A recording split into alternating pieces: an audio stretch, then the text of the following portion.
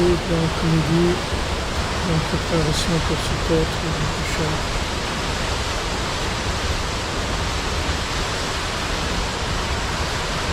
Alors on avance, on va étudier, on a dit dans Sukkot, la faute Sukkot, on écoute à la faute pour essayer de prendre un peu de connexion. Essayer un peu de connexion. Vous s'entendez pas?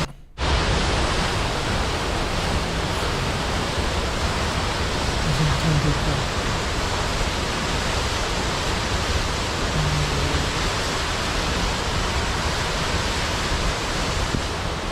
Qu'est-ce qui se passe? Le son est pas.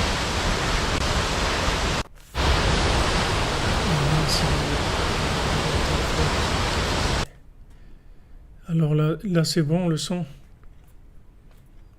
J'ai essayé de...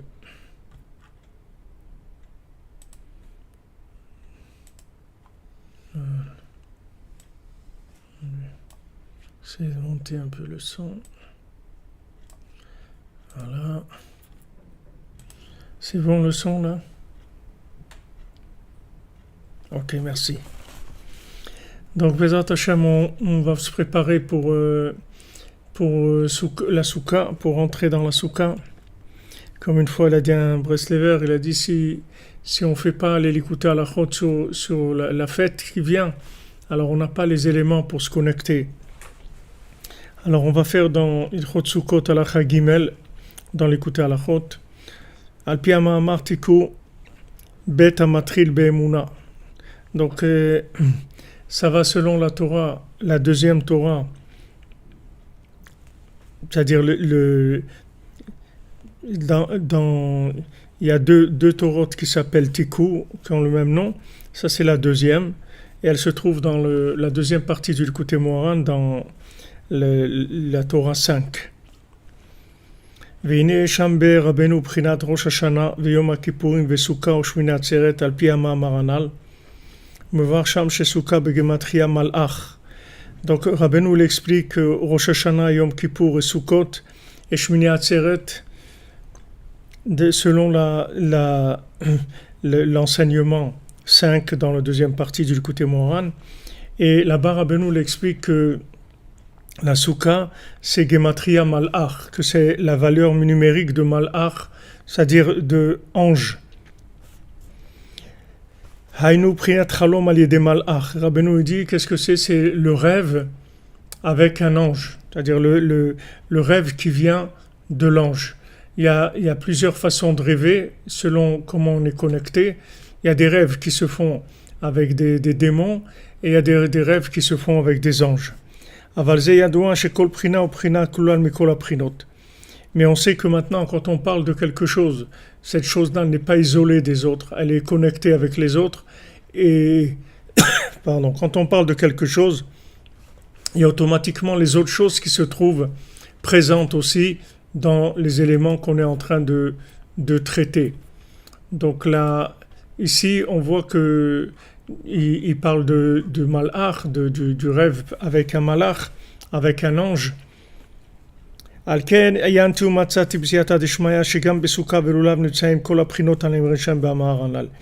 Rabbi Nathan il dit j'ai cherché, j'ai approfondi, j'ai trouvé avec l'aide d'Hachem que même dans la soukha et le lulav se trouvent tous les principes dont Rabbeinu a parlé dans cette Torah là. Ki mitzvah soukha ou lehakim prinat soukha David anofelet, parce que la mitzvah de soukha, pourquoi on fait la soukha, c'est pour relever la soukha de David, du roi David qui est tombé. La soukha du roi David est tombée. C'est écrit dans Amos que on doit relever la soukha de David. Qu'est-ce que c'est relever la soukha de David? C'est relever la foi qui est tombée, qui est soukha David ou prinat malchut, parce que la soukha de David représente la malchut, le pouvoir, qui est la émouna. D'accord? Le principe de malchut, c'est la émouna. Pourquoi la Malchut c'est la Emouna? Parce que le pouvoir d'Hachem il se manifeste dans les mondes inférieurs et dans ces mondes inférieurs, la connexion elle doit se faire avec la Emouna. C'est-à-dire on peut pas connecter au pouvoir d'Hachem avec notre cerveau. C'est humainement aussi c'est la même chose. C'est-à-dire que si on veut avoir la connexion avec quelqu'un, ça se fait par la confiance. C'est-à-dire si on a confiance à quelqu'un, en quelqu'un, alors à ce moment-là, commence à se mettre en place les principes de pouvoir, c'est-à-dire on commence à pouvoir profiter de la valeur de chacun.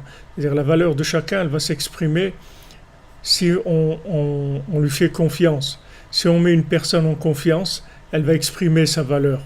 Si on ne met pas une personne en confiance, elle va rester en recul. Elle va pas donner d'elle-même parce qu'elle a peur, elle n'est pas en confiance. Donc c'est juste un exemple que je vous donne dans le vécu parce que c'est quelque chose que tout le monde connaît, parce qu'on vit comme ça. Dès que on voit que quelqu'un n'agit pas avec nous avec de la confiance, alors tout de suite on est sur le qui-vive, on recule et donc on ne peut pas exprimer ce qu'on a en nous. Donc dans le système spirituel de ce monde, ça fonctionne de la même manière. C'est-à-dire que maintenant, le pouvoir d'Hachem, on ne peut y avoir accès que si on a de la Emouna. C'est-à-dire la Emouna et le pouvoir, c'est la même chose. Quand on a Emouna, quand on a confiance dans Hachem, alors à ce moment-là, son pouvoir s'exprime. Si on n'a pas confiance, alors il n'y a pas d'expression. On passe sur le système de cause à effet de ce monde, c'est-à-dire où on est abandonné dans des lois qui sont des lois de fonctionnement, qui sont influencées par les astres, et à ce moment-là, on n'a pas l'ashgacha pratit, c'est-à-dire on n'a pas une providence qui s'occupe de nous. Maintenant, si on veut avoir à faire la providence, alors il faut rentrer dans la confiance. Merci Esther Marseille, qu'Hachem vous bénisse.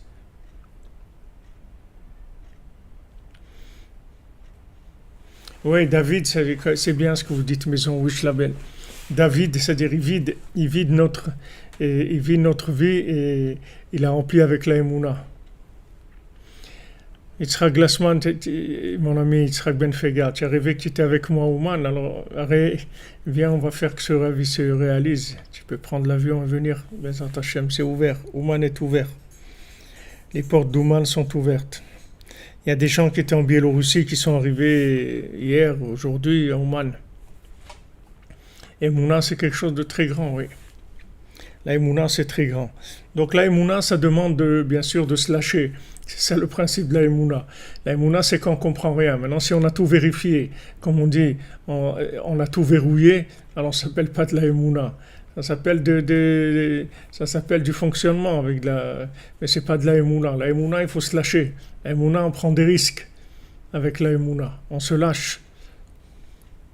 Merci Michael Sebag pour les pauvres pour Sukkot. Qu'Hachem te bénisse.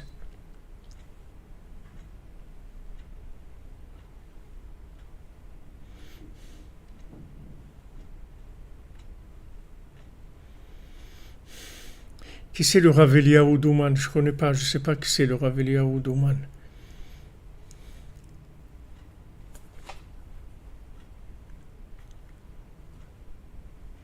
Bezat Hashem, David, oui, c'est lui qui va faire le kiddush dans la soukha de Léviathan. Exactement ce que vous dites, Pascal Benaïm. Ceux qui n'ont pas des mounas, il n'y a pas de réponse. Ceux qui ont la mouna, il n'y a pas de question. Voilà,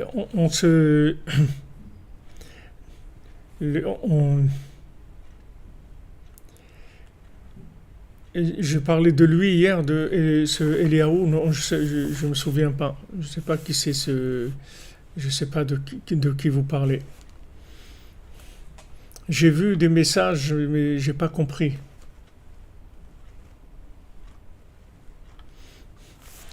voulaient faire la souka, mais ils vendent pas des kits. C'est pas difficile de faire une souka. Vous pouvez faire une fête souka très simple.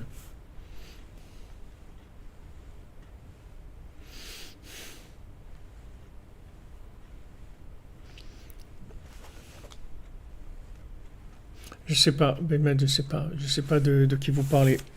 Alors la Emouna, c'est de faire confiance à Hachem, c'est de se lâcher entre ses mains, comme David Ameler il dit, Kegamul amai aleimo, kegamul alai nafshi.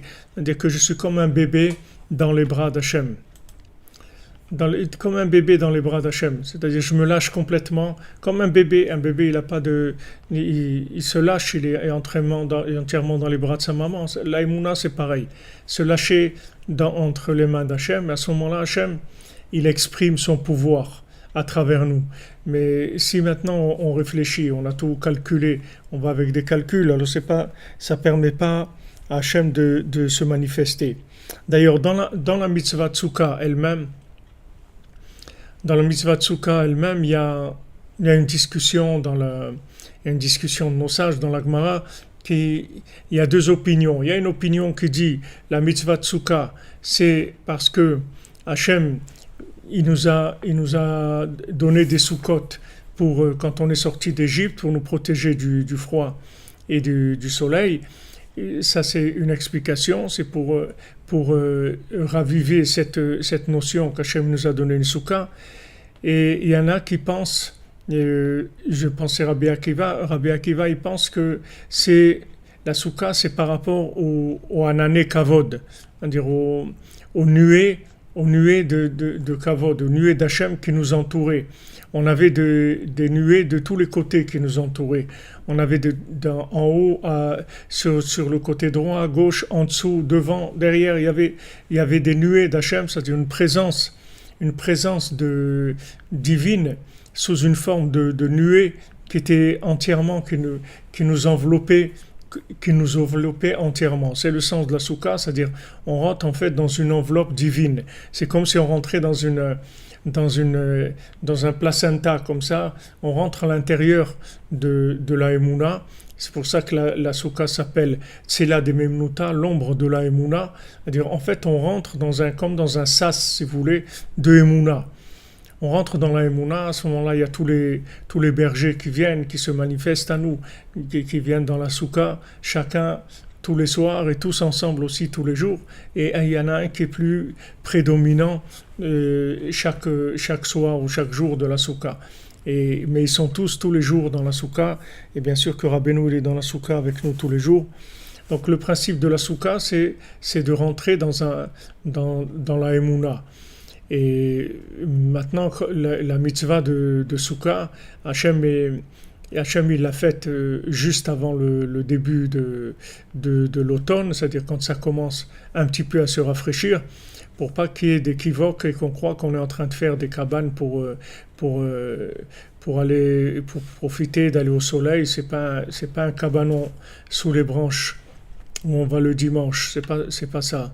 C'est-à-dire la soukha, c'est pas le cabanon sous les branches. La soukha, c'est pour entrer dans la maison d'Hachem. Alors, comme maintenant, en fait, on va avoir plus besoin de notre maison à partir de l'automne, c'est là où on ressent plus le besoin d'avoir une maison parce qu'il fait froid, on a besoin d'être protégé, donc on a besoin de son chez-soi. Et d'ailleurs, il y a des lois qu'on ne peut pas renvoyer des gens de leur appartement pendant l'hiver, etc. Parce qu'on a besoin d'un toit, il va faire froid. Alors à ce moment-là, quand nous, on a besoin d'une maison, alors Hachem il nous dit de sortir de notre maison et d'aller dans une maison provisoire qui est en fait une enveloppe d'Hachem. Parce que Hachem il veut nous montrer que, en fait, notre maison aussi, même la maison dure qu'on a, même si c'est une maison qui est construite avec beaucoup d'isolation et avec beaucoup de systèmes de chauffage et de tout ce qu'on veut, et de protection, de sécurité et des alarmes, de tout ce qu'on veut, ça reste quand même, notre vie, ça reste quand même une maison provisoire ici. C'est-à-dire que tout ce qu'on a, c'est Hachem qui nous l'a donné et c'est provisoire. Même notre maison dure, elle est provisoire. Donc au moment où on va commencer à avoir besoin, à ressentir le besoin de la maison. En été, les gens ils peuvent dire bon, il fait chaud, on peut dormir dans le jardin ou on a tendance à vivre plus dehors. Mais en hiver, on vit plus à l'intérieur. Donc quand on va commencer à rentrer à l'intérieur, Hachem il veut nous montrer que en fait cet intérieur-là, c'est lui aussi. C'est-à-dire que dans notre maison, on est aussi dans le sas, dans la maison d'Hachem. On n'est pas dans notre maison. On est dans la maison d'Hachem qui nous a donné cette maison. Maintenant, cette maison, elle est en dur. C'est pas parce qu'elle est en dur qu'elle doit nous donner l'impression qu'elle nous appartient et qu'on va rester pour des millénaires dans cette maison-là. C'est une maison provisoire aussi, elle va durer le nombre d'années qu'elle va durer, mais ça y est, après, on va partir vers notre véritable maison qui est de l'autre côté, de la maison éternelle. Mais ici, tout est provisoire. Donc à ce moment-là précis, où on va ressentir le besoin de la maison, c'est là où Hachem nous fait sortir. Il dit, tu vois, sache que ta maison, en fait, c'est une cabane. Ne crois pas que ta maison, c'est pas parce qu'elle est en dur qu'elle va durer. Sache qu'elle est provisoire et c'est moi qui te la donne. La même manière que je te donne cette petite cabane pour que tu vas passer 8 jours dans cette cabane-là, dans ta maison aussi, c'est la même chose.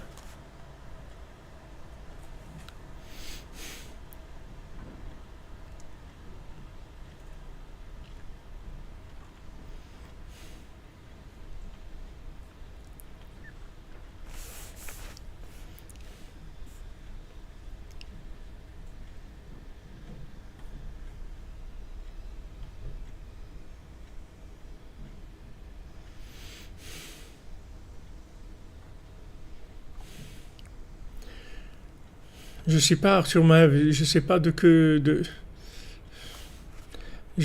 qui vous parlez, je peux pas vous répondre sur ce Eliaou là, je sais pas qui c'est.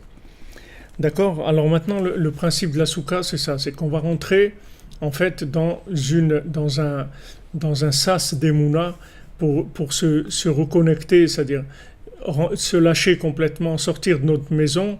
Ça veut dire aussi sortir de notre logique, de notre compréhension, entrer dans quelque chose de provisoire et savoir que toute compréhension n'est que provisoire. Il n'y a pas de compréhension absolue dans ce monde. Toutes les compréhensions, ce sont des chemins vers Echad, des chemins vers Hachem, mais c'est by the way, c'est pas quelque chose qui est figé, c'est pas quelque chose que maintenant on a compris. On a compris une étape pour passer à une autre, mais c'est que provisoire, la compréhension est provisoire. Donc si on sait qu'on n'a rien compris, alors la vie est complètement différente. La vie, elle est complètement différente, c'est-à-dire si on sait qu'on n'a rien compris, on peut respecter les gens qui sont différents de nous. On peut avoir de la tolérance, on peut savoir qu'on n'est pas obligé de comprendre les gens. Même se comprendre soi-même, on n'est pas obligé de se comprendre. On n'est pas obligé de se comprendre puisqu'on ne connaît pas notre âme. Qu'est-ce qu'on connaît de notre âme? On connaît un milliardième de notre âme. On connaît presque rien de notre âme. Donc comment on va se comprendre? On ne peut pas se comprendre. Alors au lieu de chercher à comprendre, alors on s'engage avec Hachem. Et on lui dit voilà, on s'embarque avec toi. C'est toi qui diriges le bateau. On y va, c'est tout. On est avec toi.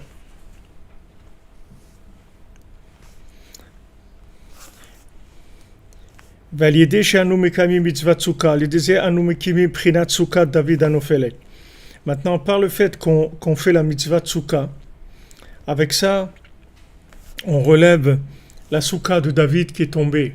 La soukha de David qui est tombée, pourquoi elle est tombée? Parce que David, il n'est pas arrivé à construire le temple. Il n'est pas arrivé à faire le shalom entre tout le monde, de manière à ce qu'il puisse construire le temple. Hachem lui a dit, s'il n'y a pas le shalom, tu ne peux pas construire le temple. Mais il n'est pas arrivé au shalom. Il est resté toute sa vie, bien qu'il est arrivé qu'il y ait une grande partie du peuple qui soit avec lui, mais il y avait toujours une partie qui a été dissidente et qui n'a pas voulu le reconnaître. Et ça, il l'a vécu jusqu'au dernier jour de sa vie. Et c'est uniquement Shlomo qui est arrivé à faire le shalom. Et d'ailleurs, son nom, il indique qu'il était dans le shalom avec tout le monde. Et là, il a pu construire le temple. Donc, ça s'appelle Soukha David Anophelet, c'est-à-dire le fait que maintenant, il n'est pas arrivé à connecter tous les gens. ça a empêché le pouvoir de se révéler. C'est-à-dire que si maintenant vous vous trouvez dans un pays où il y a beaucoup de partis politiques et que les partis politiques ils sont les uns contre les autres, alors il n'y a pas de, comme on dit, gouvernement d'union nationale. Il n'y a pas de gouvernement d'union. C'est-à-dire, il n'y a pas une façon unie de voir les choses. Il y a les écologistes, il y a les économistes, il y a les royalistes, il y a les fascistes, il y a toutes sortes de gens. Mais ils n'ont pas trouvé le lien qu'il y a entre eux. Parce qu'il n'y a pas de confiance. Il n'y a pas d'émouna. Comme il n'y a pas d'émouna, chacun il se méfie de l'autre.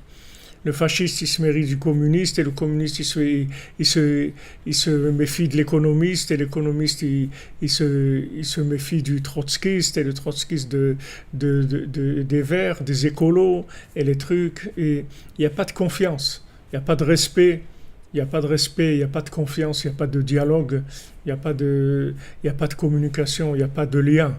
Les gens, ils ont très très peur de l'autre et ils se cachent dans quelque chose de prédéfini et ils ont choisi un truc prédéfini et ils ont dit voilà, ça, maintenant ma vérité, ma vie c'est celle-là et il y a aucun partage avec personne.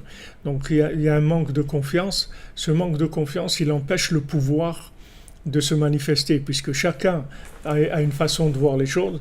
Donc vous allez avoir tant de millions de gens qui vont être avec tel parti et tel parti, et quand on nomme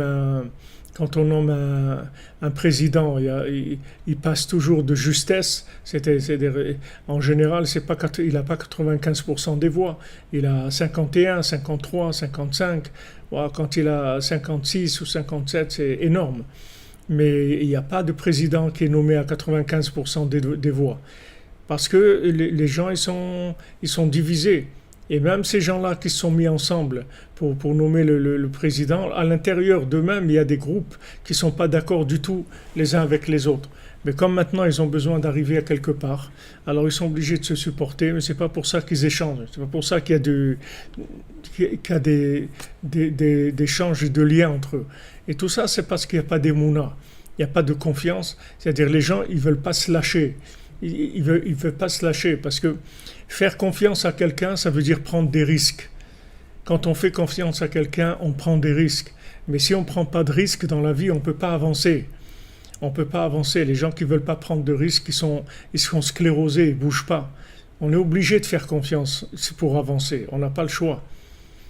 Même quand vous marchez, vous lancez une jambe, vous ne savez pas, il y a un pied qui reste bien stable et l'autre, il va tenter d'avancer. Mais on est obligé de prendre des risques. On peut pas, si on ne prend pas de risques, si on ne fait pas confiance, on peut pas, dans la vie, on ne peut pas avancer.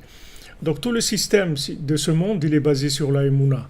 La Emouna, c'est la vie, c'est la progression, c'est l'enthousiasme, c'est le rêve, c'est ça la Emouna. C'est-à-dire on se lâche. Et quand on se lâche, en fait, on laisse Hachem prendre le pouvoir. C'est lui qui prend le pouvoir.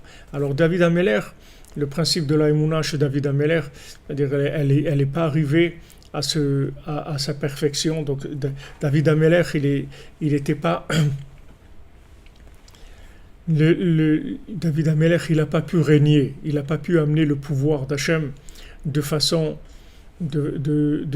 complète. Parce que si entre nous, on ne s'arrange pas, c'est-à-dire s'il n'y a pas confiance les uns entre les uns et les autres, comment vous voulez qu'on ait confiance dans Hachem? On ne peut pas avoir confiance dans Hachem. Parce que pour avoir confiance dans Hachem, il faut déjà se mettre tous d'accord, c'est-à-dire qu'on soit sur le même diapason. Comment on va être sur le même diapason? On fait confiance, on laisse de la marge pour l'autre. On laisse de la marge. On laisse l'autre exister.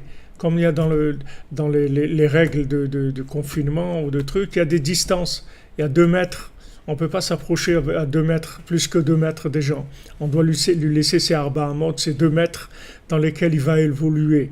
Et dans ces 2 mètres-là, il est lui-même.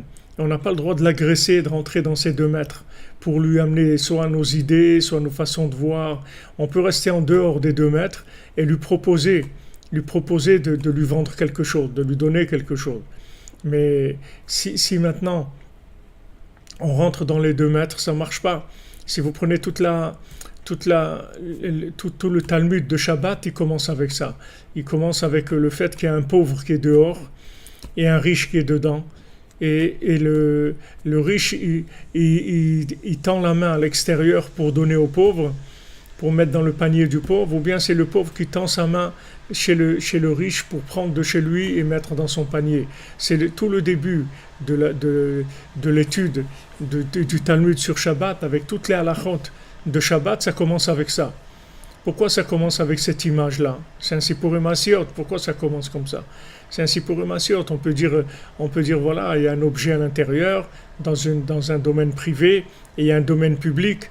Et maintenant, on passe du domaine privé au domaine public, du domaine public au domaine privé, et ça s'interdit tout. Non, il y a une image. Il y a un riche et il y a un pauvre. Maintenant, le riche, il est riche dans sa maison. Et le pauvre, il est pauvre parce qu'il est dans le domaine public. Il n'a pas une maison. Il ne s'est pas construit une maison. S'il avait une maison, lui aussi il serait riche. Mais là, il n'a pas de maison. Le fait qu'il n'a pas de maison, alors il dépend du riche qui va soit tendre sa main pour lui donner à l'extérieur, soit le pauvre il va rentrer sa main chez le riche et il va prendre dans le panier du riche pour le mettre dans son panier, et toute la halachot de Shabbat elle commence avec ça. Pourquoi? Parce que Shabbat c'est le but, c'est la vérité, c'est le Olam Haba. Et voilà, on nous dit voilà, sache que si tu veux maintenant te connecter au Olam Haba, tu veux savoir qu'est-ce que c'est Shabbat, il faut que tu échanges. Il faut que tu échanges avec des gens. Par rapport à des gens, tu vas être riche, et par rapport à d'autres gens, tu vas être pauvre. Tu vas recevoir des gens qui sont plus riches que toi, c'est-à-dire qui sont plus connectés que toi, qui ont plus de émouna que toi. Ils vont te donner ce qu'ils ont trouvé. Et toi, tu vas transmettre aux gens qui ont moins de émouna que toi. Mais si tu veux te brancher sur l'autre monde, il faut qu'il y ait de l'échange entre les individus. Sinon, il n'y a pas. C'est pour ça que Shabbat, on ne commence pas à parler des halachot Shabbat tant qu'on ne commence pas à parler de ça. D'abord, l'échange du domaine privé au domaine public. On doit gérer ça. Qu'est-ce qui est public? Qu'est-ce qui est privé? Déjà, on gère cette chose-là. J'ai ma vie privée. J'ai mon intérieur privé, il est à moi. Il n'y a personne qui rentre. C'est chez moi, c'est tout. Maintenant, de ça, je vais donner à ceux qui ont besoin. Ceux qui cherchent, je vais leur donner de ce qui est de mon domaine privé. Mais dans mon domaine privé, il n'y a personne qui rentre. Parce que c'est de mon domaine privé. C'est que à moi, c'est ma spécificité, c'est ce que je suis, c'est mon âme, c'est ma vie. Il n'y a personne qui rentre là-dedans. Maintenant, de ça, je vais partager avec les autres. Alors, celui qui est à l'extérieur, qui est en recherche et que je peux aider, alors il s'appelle un pauvre par rapport à moi, et donc je vais lui faire passer du domaine privé au domaine public. C'est-à-dire, je vais donner cette partie-là de moi-même au public, mon expérience, ma connexion, tout ce que je peux avoir, je vais donner aux autres, je vais partager avec les autres. Mais j'ai le côté aussi qui est privé, c'est-à-dire là où j'évolue avec Hachem, avec le tzaddik, avec des choses qui me sont intimes. Donc la soukha de David, c'est ça. C'est-à-dire que tant que maintenant, entre les individus, il n'y a pas du shalom. Le shalom, c'est pas le communisme, le shalom. Le shalom, c'est pas qu'on est tous pareils. Le shalom, c'est que on accepte la différence. On accepte que des gens sont différents de nous. On accepte l'autre. Il y a des gens, ils ne peuvent pas supporter. Il faut qu'ils changent l'autre. Il faut qu'ils le changent. Mais c'est Hachem qui a dit faisons l'homme à notre image. Hachem, il a créé l'homme à son image. Mais nous, on ne doit pas créer les individus à notre image. On ne doit pas rendre les gens à notre image. On ne doit pas faire en sorte que les gens ils soient comme nous, on veut qu'ils soient. Les gens, il faut qu'ils soient comme eux, ils ont besoin d'être. Et nous, on va leur donner ce qu'ils ont besoin pour être ce qu'ils doivent être. C'est ça la façon honnête d'échanger. La façon honnête d'échanger, c'est de ne pas rendre les gens esclaves de notre façon de voir. C'est de proposer des éléments. Comme Rabbeinu, il a dit, de ne pas agresser les gens. De ne pas venir et de les agresser en leur disant fais ça, et fais ça, pas du tout. Pas du tout. On fait un étalage, Rabbeinu dit. Vous faites comme dans un magasin de tissu, vous laissez dépasser un petit peu de tissu, de toutes les pièces de tissu. Et celui qui rentre et qui est intéressé, il va vous dire, tiens, donne-moi un petit peu de ce tissu, un petit peu de celui-là. D'ailleurs, tout le mot prina, tout le principe de Bechina que Rabbeinu il amène dans l'écoute Moran des milliers de fois. Parce que Rabbeinu il emploie toujours le mot prina. Le mot prina, Zeprina Tresed, Zeprina Ze, Zeprina Ze. Alors ce mot prina, j'avais vu dans une lettre qu'un Breslever de Pologne, il écrivait à un ami à lui, et le mot prina, il le traduisait par échantillon. Il dit, la prina, ça veut dire échantillon. C'est-à-dire que maintenant, nous, on doit montrer un échantillon de la marchandise qu'on a. C'est-à-dire, on a une certaine vérité. On montre un échantillon. Celui qui est intéressé, il est intéressé. Celui qui n'est pas intéressé, il n'est pas intéressé, c'est tout. Mais on ne va pas aller agresser les gens pour leur donner. On ne va pas rentrer dans leurs 2 mètres. Ça, c'est fondamental dans le fonctionnement du monde. Et ça s'appelle Soukat David Anophelet. C'est-à-dire que maintenant, quand les gens n'arrivent pas à faire ça, alors soit c'est la séparation, soit c'est la guerre. C'est-à-dire soit c'est la division, comme on dit diviser pour régner, et quand ça va un peu plus loin, alors ça devient la guerre carrément. La guerre de religion.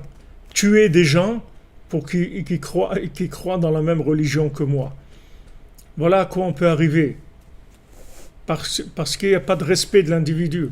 Il faut respecter l'individu, même s'il est loin, même si je suis sûr qu'il se trompe, d'après ma vérité à moi. Ok, il se trompe, d'après ma vérité, parce que mettre les mytho, on ne peut jamais savoir si quelqu'un se trompe ou pas, parce que quelqu'un il peut être sur des chemins où Hachem il le met sur ces chemins pour arriver à quelque part, à un endroit où Hachem il veut l'amener, et ça on ignore complètement où il va.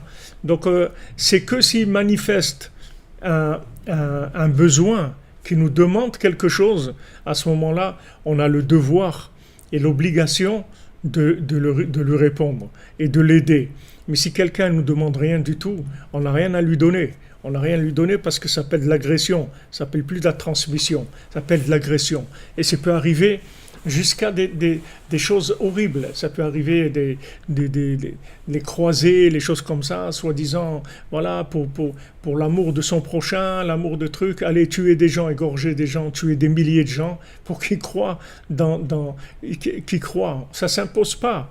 Si Dieu voulait nous imposer sa présence, il n'a vraiment aucun problème pour imposer sa présence.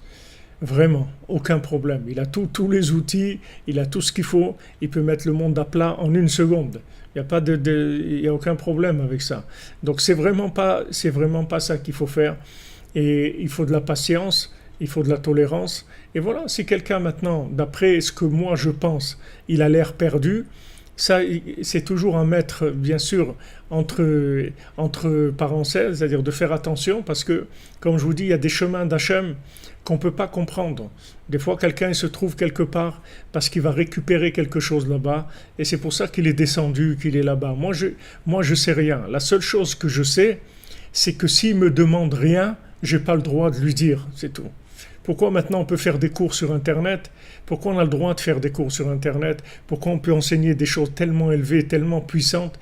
Parce que pour entrer dans le cours, il faut cliquer, il faut vouloir. Et même si maintenant quelqu'un est abonné, si un jour ça lui a plu et il s'est abonné, il s'est abonné, il peut, quand il est averti du cours, il peut refuser. C'est-à-dire qu'il a quelque chose à faire pour rentrer dans le cours. Ça ne se fait pas tout seul. C'est-à-dire qu'il faut qu'il manifeste un choix. S'il ne manifeste pas ce choix, alors il n'y a rien qui va se passer. Donc c'est pour ça qu'on a le droit, et c'est une mitzvah, et c'est même extraordinaire d'avoir ce mérite-là, de pouvoir enseigner la Torah de Rabbeinu sur Internet. C'est quelque chose de révolutionnaire, quelque chose de merveilleux. Quelque chose de merveilleux. Mais pourquoi? Parce qu'on est libre. On est libre. Il y a des gens qui sont là avec nous, des fois ils disparaissent 1 semaine ou 1 mois, après ils reviennent, après ils repartent, après... Ils sont libres, les gens. Les gens, ils peuvent pas. Il y a des gens, ils peuvent pas tous les jours. C'est difficile pour eux. C'est beaucoup. Déjà, pour digérer un cours, des fois, ça leur met une semaine. Alors, il y a des gens qui viennent une fois par semaine, une fois par mois, une fois toutes les 2 semaines, une fois par jour. Il y a des gens qui sont des piliers, des guerriers, qui sont là à tous les cours et tout. Chacun selon son niveau d'engagement, son niveau de recherche, son niveau d'émouna. Mais les gens sont libres. Il y a un respect de l'individu. Il y a un respect parce que la personne, il faut qu'elle manifeste qu'elle veut. Alors dans la vie, c'est pareil. On n'a pas du tout à donner ni des conseils, ni des orientations à personne, même pas à nos propres enfants, s'ils ne nous demandent pas. Bien sûr, quand ils sont grands, je ne parle pas quand ils sont petits, on a un devoir de les éduquer. Mais même de les éduquer, ça ne veut pas dire les rendre esclaves de ce que nous on pense. Les éduquer, ça veut dire chercher à les connaître et leur donner ce dont ils ont besoin. Comme quand ils sont bébés, on leur donne du lait, après on leur donne des purées ou des trucs des fruits qui sont moulus, des trucs, et jusqu'à qu'ils mangent comme un adulte. Alors maintenant, quelqu'un qui est adulte, on n'a pas le droit de lui donner des directives s'il ne nous a pas demandé. S'il ne nous a pas demandé, il faut le laisser tout seul, tranquille. Tranquille, ça veut dire que pour l'instant, il n'a pas cette maturité-là de demander, mais l'agresser au nom de la vérité, c'est la dernière chose à faire dans ce monde. On n'agresse pas au nom de la vérité. Baruch Hashem, ceux qui sont engagés, Baruch Hashem, c'est un mérite extraordinaire. Mais au début, alors on essaye de faire confiance un petit peu, on rentre et on voit, après l'évolution, on voit que Baruch Hashem, comment on avance, comment ça change notre vie et tout. Et quand on voit vraiment des transformations, on voit que c'est extraordinaire. Alors ça y est, on y va. On est là, on est aux premières loges, on avance, mais avant d'arriver là, il y a des étapes. Il y a des étapes, il y a des gens qui ont eu des chocs dans leur vie, il y a des gens qui ont eu des déceptions, il y a des gens qui ont été arnaqués, trompés, tout ce que vous voulez. Ils ne veulent même pas entendre parler de quelqu'un qui est religieux ou autre, ils sont dégoûtés. Alors attendez, il faut que ces gens-là, ils se réconcilient avec Dieu, il faut qu'ils se réconcilient avec la communauté, il faut que les gens ils arrivent à se réconcilier. Donc on ne peut pas donner, comme ça, envoyer dans le monde des choses que les gens ils n'ont rien demandé. Ils t'ont rien demandé. Pourquoi tu les agresses? Ils t'ont rien demandé du tout. Faire de la religion avec de l'agression, c'est complètement opposé. C'est quelque chose qui est un paradoxe total. On peut pas imaginer une chose comme ça. Donc Hachem, il a dit à David Améler, voilà, ma maison, tu la construis pas tant qu'il n'y a pas du shalom. C'est tout. Débrouille-toi, c'est tout. Mais tant qu'il n'y a pas de shalom, on ne construit pas. On ne construit pas, c'est tout. On ne construit pas. Et même dans la mitzvah de Souka, Chaim Nathan Chaim, tu t'appelles Chaim Nathan? Nathan Chaim, regarde, il y a un livre sur la table, un peu, certes, ça fait Kodesh, c'est un livre un peu épais.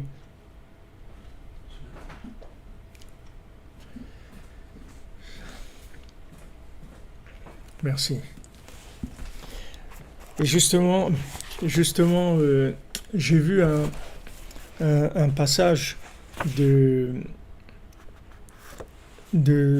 sur Sukkot, un passage de Rabbeinu, quelque chose qui s'est passé avec Rabbeinu, Rabbi Nathan. Ishechad asa souka yekara. Maintenant, quelqu'un, il a fait une souka, une souka, une belle souka. Valtalo beschum rav. Et il a dépensé beaucoup d'argent pour cette souka. Ou bikesh et Rabbeinu zecher tzadik kadosh levracha al kiddush la souka. Et il a demandé à Rabbeinu, il a demandé à Rabbi Nachman, il lui a dit, s'il vous plaît, voilà, regardez, j'ai fait une souka magnifique, extraordinaire. Faites-moi l'honneur de venir faire kiddush dans ma souka. Et Rabbi Nathan, il a accompagné Rabbeinu faire kiddush dans la souka de ce monsieur-là. Et Rabbi Nathan, il a fait une remarque à Rabbeinu, il lui a dit, la souka, elle n'est pas cachère vraiment d'après les règles. Et Rabbeinu zecher tzadik pekadosh livracha shatak. Et Rabbeinu, il s'est tu, il n'a rien dit.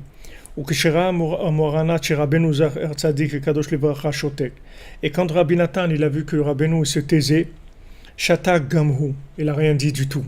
C'est-à-dire, il était prêt, d'abord il a parlé avec Rabbeinu, et après il était prêt à dire à la personne qu'il y avait un problème un petit peu dans la soukha, comment elle était faite. Mais quand il a vu que Rabbeinu, il a pas répondu à la remarque qu'il a faite, alors il n'a pas du tout dit à la personne quoi que ce soit. Beder Chazaratam, dans le retour, Amar Rabbeinu Zal et Moharanat. Rabbeinu, il a dit à Rabbi Nathan, Yehudi, un juif, Shemegea Atzmo Kolkach, qui s'est tellement fatigué, Umotzi Otsaot Merubot Kolkach à la soukha, et il a dépensé tellement d'argent pour faire la soukha. Ataba le pasla Mahmat Chumrot Yeterot Veishbor et Rucho, tu veux maintenant rendre pas cachère sa soukha à cause d'un zèle exagéré et lui casser le moral. C'est quoi cette Torah-là? Rabbeinu, il a mis Rabbi Nathan en place. Il a dit, regarde, avant de faire une remarque quelconque, d'abord il faut que tu vérifies si maintenant vraiment la chose, il n'y a aucune façon de la rendre cachère. Mais maintenant, toi, ce que tu as dit, c'était quelque chose par rapport à un zèle. C'est pas par rapport à la halakha basique. Par rapport à la halakha basique, c'est cachère. La soukha, elle est cachère. C'est pour ça que les gens qui disent qu'ils n'ont pas trouvé comment acheter de quoi faire la soukha, c'est très facile de faire une soukha. Vous n'avez pas besoin. Toutes les soukhotes qu'on a aujourd'hui, c'est des super, c'est des Ferrari, c'est la Ferrari de la soukha. Mais une soukha, c'est très facile à faire avec un drap tout petit. Vous faites quelque chose de tout petit, juste où vous rentrez le rov de votre corps et vous faites kiddush dedans et vous mangez un morceau de pain dedans et vous avez fait la mitzvah de soukha. Torah. Une petite soukha, une toute petite soukha qui fait, je peux vous dire les mesures exactes, j'ai peur de me tromper, mais c'est tout petit, c'est-à-dire une soukha. Ça fait peut-être 1 mètre par 1 mètre maximum. C'est-à-dire c'est tout petit. Vous faites avec un drap, vous mettez un drap autour de piliers comme ça en bois, vous mettez un drap, vous mettez le hikar, c'est le toit qui soit fait avec des roseaux, avec des petits morceaux de bois. Et voilà, vous rentrez juste la majeure partie de votre corps dans cette petite soukha. Vous faites le kiddush du soir de Sukkot et vous mangez 30 grammes de pain dans la soukha. Et voilà, vous avez fait la mitzvah de Soka Minatora. Et après, on rajoute si on veut. Mais ça, c'est le hikar de la mitzvah Taseh Midoraita. C'est le premier soir de manger 30 grammes de pain dans la soukha. Ça, c'est le principal. Donc, on voit que Rabbeinu, il a remis en place Rabbi Nathan, justement dans le lien qui s'est présenté dans la soukha. C'est pas pour rien que ça s'est passé à Sukkot, c'est pas pour rien qu'il y a eu tous les inyanim de Rabbeinu, Rabbi Nathan, ce sont des choses qui sont extrêmement élevées parce que c'est tout le principe de la lune et du soleil, donc c'est des très grands tikkunim. Donc si à ce moment-là, Rabbeinu il a relevé ça veut dire que Rabbeinu il a dit voilà, tu vas lui casser le moral si tu fais ça. Tu vas l'ishbor et rucho, mot à mot, ça veut dire casser son souffle, ça veut dire que tu vas lui casser le moral. C'est vrai, des fois on a envie des fois d'aider quelqu'un à voir plus clair dans sa vie, qu'il soit mieux. On veut des fois que quelqu'un soit mieux. Des fois, c'est vrai, des gens ils sont perdus, ils font des bêtises. On voudrait qu'il soit mieux. Mais le problème, c'est que si on commence à lui faire des reproches pour lui montrer le chemin, on va lui casser le moral. Et s'il n'a pas le moral, il est mort, le bonhomme. Qu'est-ce que vous avez fait? Un mort, vous voulez arranger un mort, il est mort. Qu'est-ce que vous allez arranger? Vous allez faire de la morale à un mort. Vous allez sur la tombe de quelqu'un, vous allez lui faire la morale. Vous lui dites quand même, hein, tu pourrais... Vous n'allez pas faire ça parce qu'il est mort. Alors quelqu'un que vous lui cassez le moral, il est mort. Vous l'avez débranché de la vie. Donc qu'est-ce que vous allez lui faire la morale? À qui vous faites la morale? À un mort vivant? Il n'y a pas de morale à faire. Donc avant de commencer à faire la morale, de rentrer dans les 2 mètres de quelqu'un, il faut bien réfléchir et bien surtout de voir une manifestation de l'individu qui demande à être diriger, qui demande à avoir un conseil, qui demande à être pris en main. Mais s'il vous demande rien du tout, il faut absolument rien faire, juste de l'amitié, c'est tout. Juste de l'amitié, du respect de l'individu en tant qu'individu, et c'est tout, on ne va pas plus loin. Donc Hachem, il dit à David Ameller, tant qu'il n'y a pas ça, on ne fait rien, on ne construit pas ma maison. Ma maison, on ne la construit pas dans des divergences. Il faut qu'on arrive à accorder les diapasons. Il faut qu'on accorde nos violons, tous. Sinon, il n'y a pas de maison d'Hachem. Il n'y a pas la maison d'Hachem. Et c'est pour ça que tant qu'il n'y a pas la haine gratuite qui est réglée, il n'y a pas tous ces problèmes-là, il n'y a pas de maison d'Hachem. Alors pendant Sukkot, c'est le fait que maintenant on sort de notre maison, c'est-à-dire on sort de notre compréhension, on sort de nos idées, on va à l'extérieur. C'est pas vraiment l'extérieur, mais c'est une petite cabane dehors. Celui qui passe, on l'entend parler. Celui qui passe à l'extérieur, il entend les gens parler dans la soukha. Alors quelqu'un il a dit, je ne sais pas si c'est une blague ou c'est vrai, mais une fois quelqu'un il a dit, ce qui est bien dans la soukha, c'est qu'on entend les voisins, on voit comment aussi ils se disputent. On croyait qu'il n'y a que nous qui nous disputons. Maintenant on entend que les autres aussi ils ont des histoires, ils se disputent, donc ça va, ça nous tranquillise. Le lien de la soukha, c'est qu'on sort de notre compréhension. Et c'est pour ça que pendant Sukkot, alors c'est là où toutes les nations, elles amènent des sacrifices au temple. Toutes les nations, on amène des sacrifices pour les 70 nations, on amène au temple. Pourquoi? Parce que c'est un gros moment de shalom. D'où il vient le shalom? Parce qu'on est sorti de chez nous. C'est pour ça qu'il y a le shalom. Parce qu'on est dans une maison provisoire. Si vous considérez votre vie comme provisoire, vos compréhensions comme provisoires, vous n'aurez jamais de dispute avec personne. Jamais. Parce que les disputes, ils viennent toujours de quelque chose qu'on croit qu'on a tout compris. C'est là où on peut se permettre d'attaquer les gens et commencer à leur faire la tête et commencer à dire des choses. Mais si maintenant on sait qu'on n'a rien compris, on respecte tout le monde. Parce qu'on ne peut pas savoir. Comme ils ont dit, quand ils ont vu le jardinier dans ses Purim-Massiot, le jardinier qui était fou, ils ont dit peut-être ce jardinier qui est fou, ce fou-là, peut-être c'est lui le vrai jardinier. Et on parle de David Ameller. David Ameller, dans sa vie, il a fait le fou. Il a été tellement persécuté qu'il a fait le fou pour se sauver. David Ameller, il était perdu, il était cassé. Ils l'ont tellement persécuté à un des moments, il voulait tout abandonner, aller faire Avodah Zarah, il voulait se convertir, aller dans l'idolâtrie, tellement il était cassé. Il a été cassé parce que son projet, le projet de la Malchout d'Hachem, c'est un projet énorme. C'est un projet énorme, c'est la réparation du monde. C'est un projet énorme. C'est quelque chose de très très grand. Et Hachem lui a dit, voilà, s'il n'y a pas le shalom, il n'y a pas de maison. C'est tout. Tant qu'il n'y a pas de l'entente entre tout le monde, on ne construit pas ma maison. Parce que ma maison, Beti Betefila Ikaré, les Kol Ha'amim. Ma maison, c'est une maison de prière pour tous les peuples. C'est-à-dire, il faut que chez moi, il y ait toutes sortes d'individus. Donc, tant que vous ne gérez pas les distances pour laisser chacun exister, il n'y a pas de possibilité de construire ma maison. Impossible.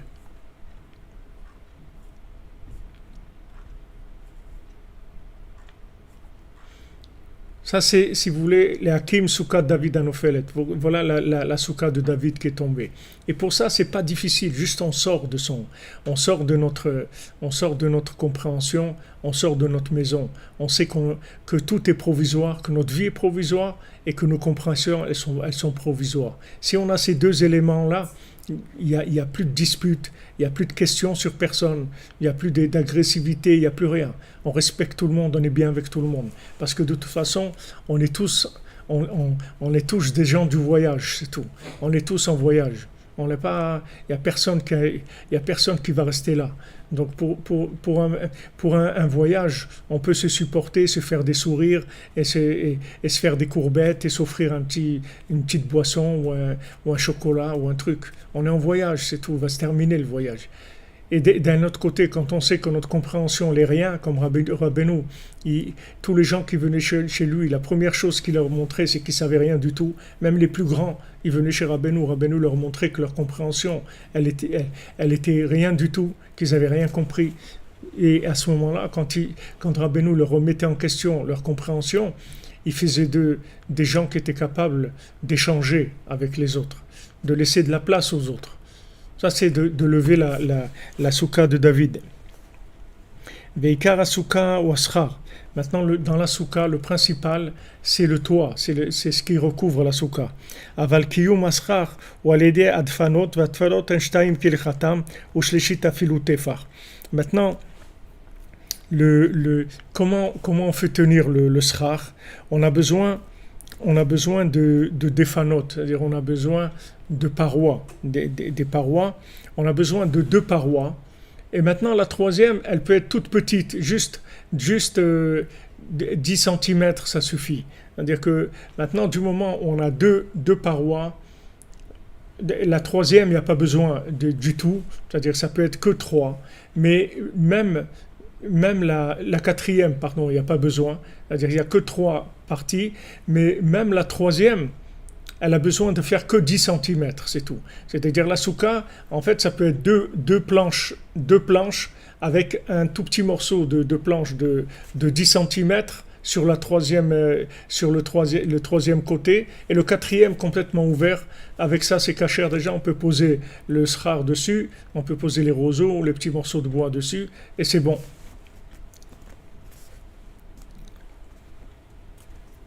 Chez Imprinat, donc ça c'est dans le Talmud Souka, dans le Talmud sur la Souka, chez Imprinat Tsar Veod, c'est-à-dire que les deux parois de la Souka, elles représentent Netzach et Hod, les deux sphirotes de Netzach et Hod qui représentent les 2 jambes. Ve'ashlishit Iprinat Yesod. Maintenant le troisième qui fait juste 10 cm, ça c'est Yesod, c'est le Nyan de l'Alliance. Kamova, comme c'est écrit dans les Sfarim, dans les notions de Kabbalah, dans Peri Etzraïm, on peut voir ça. Haïnou ki ikar kiyum ve'gidula emuna alede etzot. Alors maintenant Rabbeinu il dit, maintenant comment on va faire grandir la emuna? C'est avec des conseils. En fait les conseils, tous les conseils qu'on reçoit du tzaddik, c'est pour faire grandir la emuna. Plus on a de conseils valables, et plus notre emuna elle va avancer. C'est comme ça qu'on fait grandir la emuna, avec des conseils. Donc ça c'est juste un résumé que Rabbi Nathan il a fait pour nous mettre en place un petit peu les idées par rapport à ce qu'il veut.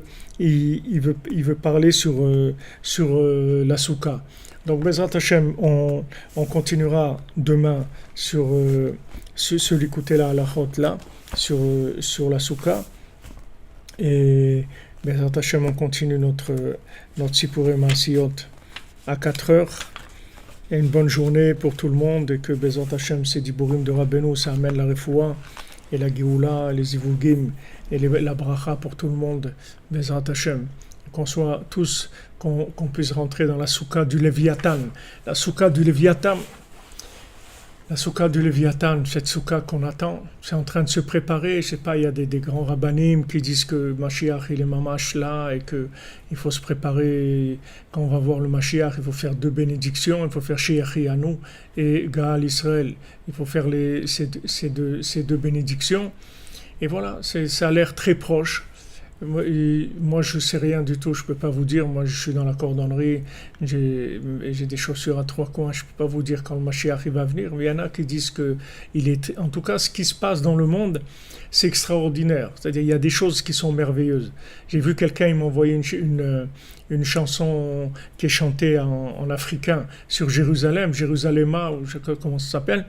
Et j'ai regardé, j'ai vu, mais c'est incroyable. Dans le monde entier, ils chantent cette chanson, ils ont fait des danses. Il y a des centaines de millions de gens qui ont vu cette chanson. Il y a toutes sortes d'interprétations dans tous les pays du monde, au Danemark, en Finlande, en Espagne, en Italie. C'est incroyable. Et partout, les gens, ils dansent sur cette chanson-là. Et c'est quoi? C'est Jérusalem, ma maison. J'ai rien à faire ici. Protège-moi, mon Dieu, sois avec moi. C'est des paroles extraordinaires. Je les ai cherchées sur Internet.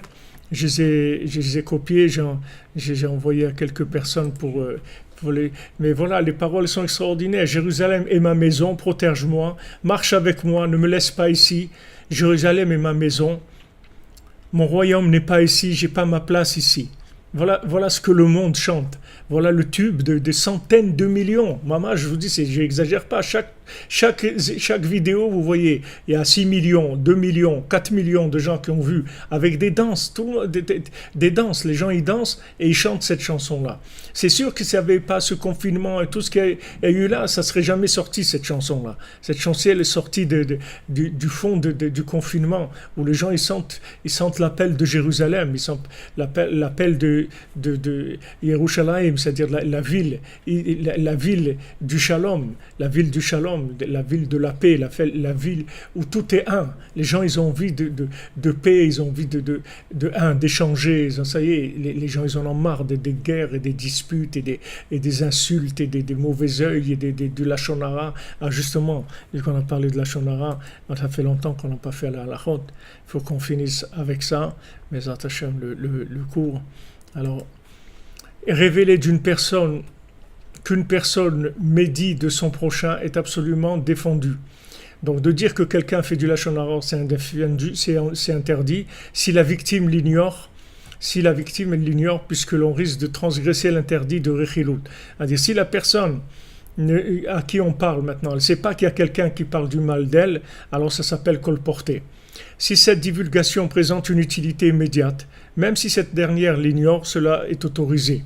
Par exemple, dans le cas où le médisant risque de répéter son lachon hara à d'autres, il y a lieu de le devancer et d'avertir ses auditeurs éventuels de l'inanité de ses propos afin que ceux-ci refusent de l'écouter. Donc si maintenant, de dire que telle personne a fait du lachon hara sur quelqu'un et que ce n'est pas justifié, ça va aider à ce qu'il ne fasse pas le lachon hara, alors on a le droit de faire. Voilà les amis, bonne continuation. Voilà, Jérusalem, c'est quelque chose d'incroyable. C'est une merveille cette chanson-là. Voilà, comment tout le monde a accroché à ça? C'est devenu un tube mondial. Parce qu'il y a une maturité, comme Rabbeinu dit, voilà, le monde, moi ils ne m'écoutent pas les gens, mais Mashiach ils vont l'écouter, il va leur dire la même chose, il va leur dire Bodedou, Tratzot et tout, mais là ils vont écouter. Regardez, les gens ils dansent et ils chantent sur Jérusalem, ma maison, j'ai rien à faire ici, protège-moi, marche avec moi. Ils parlent Hachem, les gens ils font tout en chantant et en dansant, mais c'est une merveille. On est en train de vivre des choses tellement extraordinaires, on ne se rend même pas compte. Avec tous les masques et les trucs et les nombres de malades qui augmentent tous les jours, il faut qu'il reste assez de monde sur Terre pour les compter, parce que là ils vont dépasser les 8 milliards de malades, tellement il y a des malades dans tous les pays qui augmentent tous les jours et tout, et cassent le moral des gens. Et c'est pas ça qui va enlever la maladie, au contraire. Ouais, exactement. Le monde s'éveille. Il y a un éveil extraordinaire. Oui, c'est vrai. C'est Elisabeth Yacoub. Ouais, je les ai trouvés sur Internet et j'ai pris sur Internet les paroles. Elles sont extraordinaires. C'est tellement simple. C'est vraiment de la cordonnerie de haut niveau. C'est de la chanson de cordonnerie de très haut niveau. Vraiment de la cordonnerie. C'est celui qui a fait ça. C'est vraiment de la cordonnerie. Voilà les amis, des bonnes nouvelles, on avance, Bezrat Hashem, une bonne santé, que des bonnes choses, Bezrat Hashem, pour tout le monde.